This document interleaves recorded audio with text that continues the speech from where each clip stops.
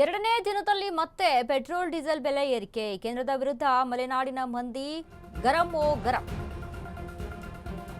ಎರಡನೇ ದಿನದಲ್ಲಿ ಮತ್ತೆ ಪೆಟ್ರೋಲ್ ಡೀಸೆಲ್ ಬೆಲೆ ಏರಿಕೆಯಾಗಿದೆ. ಕೇಂದ್ರದ ವಿರುದ್ಧ ಮಲೆನಾಡಿನ ಮಂದಿ ಗರಂ ಆಗಿದ್ದಾರೆ. ಮತ್ತೆ ಬೆಲೆ ಏರಿಕೆಯಿಂದ ಕಂಗಾಲಾದ ಶಿವಮೊಗ್ಗದ ಜನತೆ.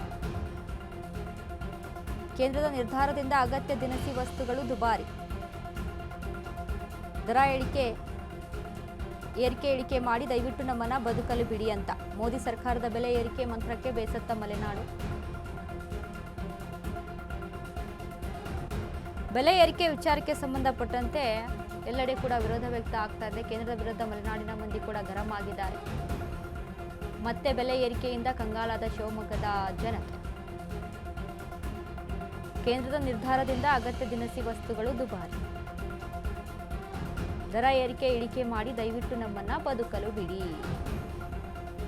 ಮೋದಿ ಸರ್ಕಾರದ ಬೆಲೆ ಏರಿಕೆ ಮಂತ್ರಕ್ಕೆ ಬೇಸತ್ತ ಮಲೆನಾಡು.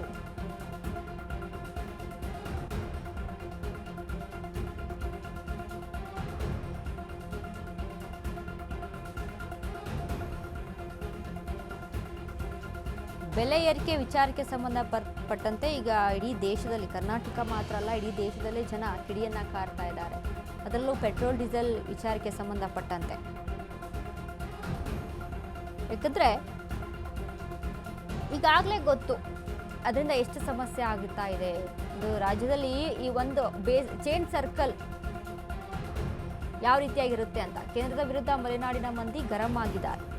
ಚೈನ್ ಸರ್ಕಲ್, ಈಗ ಒಂದು ಪೆಟ್ರೋಲ್ ಡೀಸೆಲ್ ಬೆಲೆ ಹೆಚ್ಚಾದರೆ ಟ್ರಾನ್ಸ್ಪೋರ್ಟ್ ಅಲ್ಲಿ ಹೆಚ್ಚಾಗುತ್ತೆ.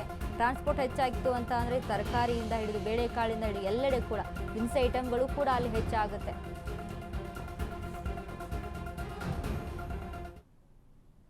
ಈ ಬಗ್ಗೆ ನಮ್ಮ ಪ್ರತಿನಿಧಿ ಮಾಡಿರುವಂತಹ ಒಂದು ವಾಕ್ಥ್ರೂ ಇದೆ, ನೋಡ್ಕೊಂಡು ಬನ್ನಿ.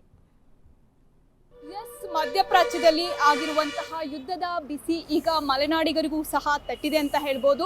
ಏನು ಕಳೆದ 3 ದಿನಗಳ ಹಿಂದೆಯಷ್ಟೇ ಪೆಟ್ರೋಲ್ ಮತ್ತು ಡೀಸೆಲ್ ದರದಲ್ಲಿ 3 ರೂಪಾಯಿ ಲೀಟರ್ಗೆ ಹೆಚ್ಚಳವಾಗಿತ್ತು. ಅದಾದ ಬಳಿಕ ಇಂದು ಹಠಾತ್ ಮತ್ತೆ 95 ಪೈಸೆ ಹೆಚ್ಚಳ ಆಗಿರೋದ್ರಿಂದ ಶಿವಮೊಗ್ಗ ನಗರದಲ್ಲೂ ಕೂಡ ಯುದ್ಧದ ಪರಿಣಾಮದಿಂದ ಪೆಟ್ರೋಲ್ ದರ ಏರಿಕೆಯಾಗಿದ್ದು ಗ್ರಾಹಕರು, ಸಾರ್ವಜನಿಕರು ಪರದಾಡುವ ಸ್ಥಿತಿ ನಿರ್ಮಾಣವಾಗಿದೆ. ಬೆಲೆ ಏರಿಕೆಯಿಂದ ಮಲೆನಾಡಿಗರು ತತ್ತರಿಸಿದ್ದಾರೆ ಅಂತಲೇ ಹೇಳ್ಬೋದು. ಏನು ಪ್ರತಿ ಲೀಟರ್ಗೆ 4 ದಿನಗಳ ಹಿಂದೆ 107 ರೂಪಾಯಿ ಇತ್ತು.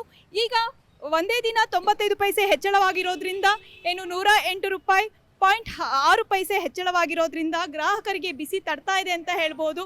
ಏನು ಪೆಟ್ರೋಲ್ ಅನಿವಾರ್ಯವಾಗಿರೋದ್ರಿಂದ, ಅದರಲ್ಲೂ ಮಿಡ್ಲ್ ಕ್ಲಾಸ್ ಫ್ಯಾಮಿಲಿಗಳಿಗೆ ಅನಿವಾರ್ಯವಾಗಿರೋದ್ರಿಂದ ಅವ್ರುಗಳು ಇಲ್ಲಿ ಪೆಟ್ರೋಲ್ಗೆ ಸರತಿ ಸಾಲಿನಲ್ಲಿ ನಿತ್ಯ ಹಾಕಿಸ್ಕೊತಾ ಇದ್ದಾರೆ. ಅಲ್ಲದೆ ರಾಜ್ಯ ಹಾಗೂ ಕೇಂದ್ರ ಸರ್ಕಾರಗಳ ವಿರುದ್ಧ ಹಿಡಿ ಶಾಪವನ್ನ ಸಹ ಹಾಕ್ತಾ ಇದ್ದಾರೆ.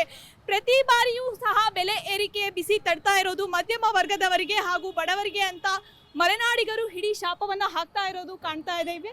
ಏನು ಕ್ಯಾಮ್ರಾ ಪರ್ಸನ್ ರಂಜನ್ ಜೊತೆ ಅಶ್ವಿನಿ ನಾಯಕ, ಅಶ್ವವೇಗ ನ್ಯೂಸ್, ಶಿವಮೊಗ್ಗ.